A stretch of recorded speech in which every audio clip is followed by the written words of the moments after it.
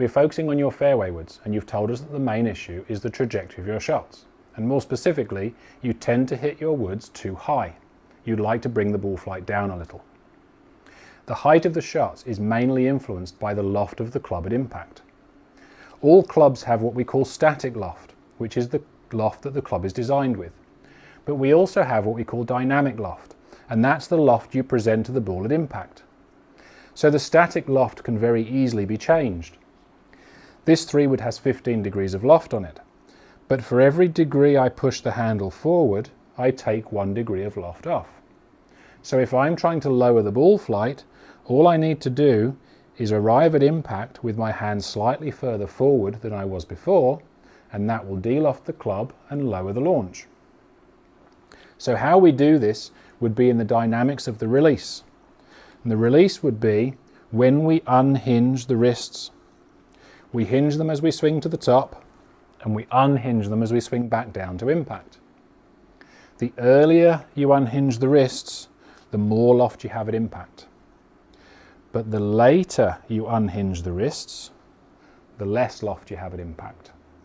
So it's by delaying the release that we will get you to hit the ball slightly lower.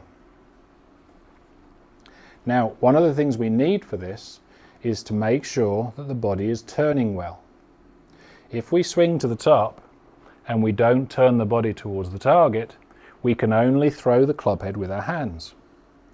On the other hand, if we can resist the throw of the hands and turn with the body, we can get the club all the way down to impact with minimal release. This puts the hands further forward, de-lofts the club, and lowers the ball flight. So the first thing to feel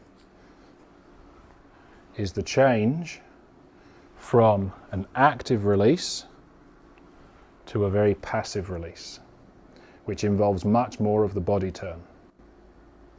Once we can feel that, we'd like to make a nice full flowing swing, a little bit slower than normal to begin with, and feel that the main driver of the downswing is going to be body turn as opposed to throw. So nice and smooth up to the top, and then a good turn to the target. And if you feel you can lead the swing with the hips, it's time to hit a shot. The golf ball will tell you whether you've delayed the release, got your hands further forward and de-lofted the club, because it will fly lower. If you simply return to where you were before, the ball flight will be high again. So the golf ball will tell you how well you're doing. So again, practice swing first. A good turn with the hips, which in turn is delaying the release and getting the hands further forward and de-lofting that club.